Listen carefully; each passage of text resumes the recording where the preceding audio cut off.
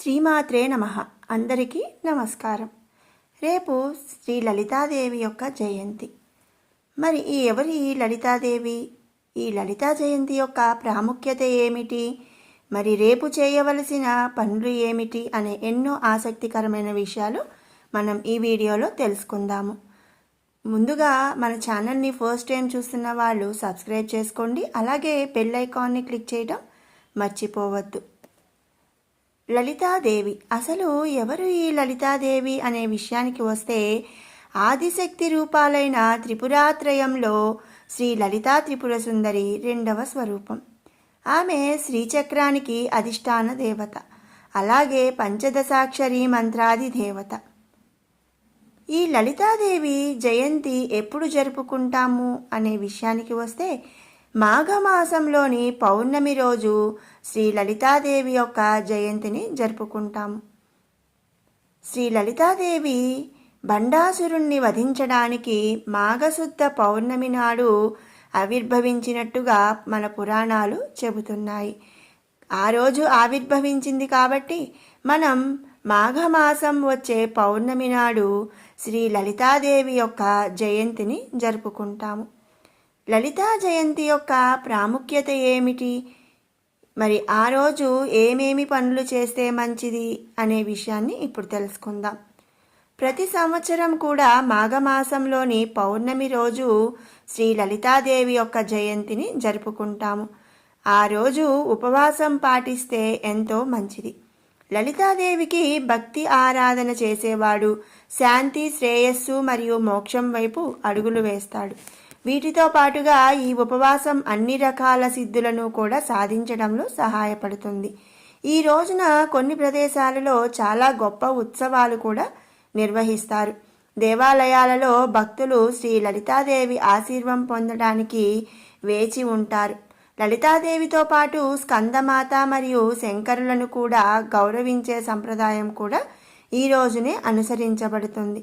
అంతేకాకుండా లలితామాతను రాజేశ్వరి, షోడాసి, త్రిపుర సుందరి అనే పేర్లతో కూడా పిలుస్తారు. లలితాదేవి పార్వతీ అవతారం కాబట్టి ఆమెను తాంత్రిక పార్వతి అని కూడా పిలుస్తారు. మరి మఘము అంటే యజ్ఞం. యజ్ఞయాగాలు, పవిత్రమైన దైవ కార్యాలు చేయటానికి అత్యున్నతమైనదిగా ఈ మాఘమాసాన్ని మన పెద్దలు చెప్తుంటారు. అలాంటి మాఘమాసంలో పరమ విశిష్టమైన రోజు ఈ మాఘ పౌర్ణమి. దీన్నే మహామాఘి అని కూడా అంటారు. ఈ రోజున చేసే సముద్ర లేదా నదీ స్నానాలు, పూజలు అపారమైన ఫలితాలను ఇస్తాయన్నది మన శాస్త్రవచనం. లలితా జయంతి కూడా ఇదే రోజు కావటం మరి మాఘ పౌర్ణమికి మరొక ప్రత్యేకత.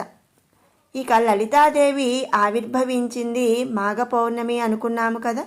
మరి ఆ రోజు అవతరించడానికి గల కారణం ఏమిటి అనేది తెలుసుకుందాము. లలితాదేవి ఆవిర్భావ గాథ దేవి పురాణంలో కూడా ప్రస్తావితమై ఉంటుంది. భండాసురుడు అనే రాక్షసుడు శివుడి కోసం తపస్సు చేశాడు. శివుడు అతని తపోనిష్టకు మెచ్చి ప్రత్యక్షమయ్యాడు. ఎవరైనా సరే తనతో యుద్ధం చేస్తే ఆ ప్రత్యర్థి బలంలో సగం తనకు రావాలని, శత్రువులు ప్రయోగించే అస్త్రాల వల్ల తనకు ఎలాంటి హాని కలగకూడదని భండాసురుడు వరం కోరుకున్నాడు. శివుడు ఆ వరాన్ని అనుగ్రహించాడు. వరగర్వంతో విజృంభించిన భండాసురుడు తన సోదరులతో కలిసి 3 లోకాలను కూడా పీడించటం మొదలుపెట్టాడు. అతను పెట్టే బాధలను భరించలేక నారదుని సూచన మేరకు ఇంద్రాది దేవతలు శ్రీమాతను ఆరాధించారు. మహాయాగం చేశారు. ఆ హోమగుండం నుంచి శ్రీ లలితాదేవిగా అమ్మవారు ఆవిర్భవించి శ్రీచక్రాన్ని అధిష్ఠించి భండాసురుణ్ణి సంహరించింది. ఆమె రౌద్ర రూపాన్ని శాంతింపచేయటానికి దేవతలు, మునులు ప్రార్థిస్తూ పలికిన నామాలే శ్రీ లలితా సహస్రనామంగా ప్రాచుర్యం పొందాయి. కామేశ్వరుణ్ణి లలితాదేవి పరిణయమాడింది. సకల సృష్టిని నిర్వహించేది వారే అని మన పురాణాలు పేర్కొంటున్నాయి. కామేశ్వరుడు అంటే పరమశివుడేనండి. సర్వశక్తులకు మూలపుటమ్మగా లలితాదేవిని ఆరాధిస్తారు. అందుకే అమ్మవారిని ఏ రూపంలో పూజించినా సరే లలితా సహస్రనామాన్ని పఠిస్తారు. అరుణవర్ణంలో ప్రకాశిస్తూ పాశాన్ని, అంకుశాన్ని, పుష్ప బాణాలను, ధనస్సును, 4 చేతుల్లో కూడా ధరించి ఆమె దర్శనమిస్తుంది. శ్రీ లలితాదేవిని భయాన్ని పోగొట్టి శాంతిని ప్రసాదించే తల్లిగా కొలుస్తారు. దేవతల ప్రార్థనతో తన రౌద్ర రూపాన్ని ఉపసంహరించుకున్న ఆమెను ఆరాధించి లలితా సహస్రనామం పారాయణ చేస్తే కరుణాపూరితమైన దృష్టిని భక్తులపై ప్రసరిస్తుందని, కళల్లో ప్రావీణ్యాన్ని, కుటుంబ సౌఖ్యాన్ని, ప్రశాంతతను, సంపదను ప్రసాదిస్తుందని భక్తుల నమ్మిక.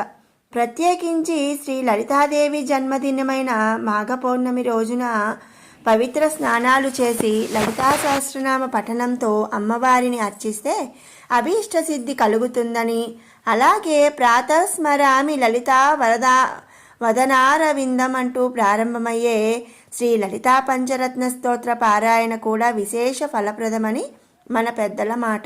సర్వశక్తులకు మూలపుటమ్మగా లలితాదేవిని ఆరాధిస్తారు. అందుకే అమ్మవారిని ఏ రూపంలో పూజించినా సరే తప్పనిసరిగా లలితా సహస్రనామాన్ని పఠిస్తారు. ఇక మాఘమాసంలో పరమ విశిష్టమైన రోజు మాఘ పౌర్ణమి. దీన్నే మహామాఘి అంటారు. మరి తెలుసుకున్నాం కదండి శ్రీ లలితా దేవి జయంతి ఎప్పుడు, దాని విశిష్టత ఏమిటి అనే ఎన్నో ముఖ్యమైన విషయాలు. మీకు ఈ వీడియో నచ్చినట్టయితే లైక్ చేయండి, షేర్ చేయండి. అలాగే మరిన్ని అప్డేట్స్ కోసం మన ఛానల్ని సబ్స్క్రైబ్ చేసుకోండి. మరో మంచి వీడియోతో మళ్ళీ కలుసుకుందాం. Thanks for watching.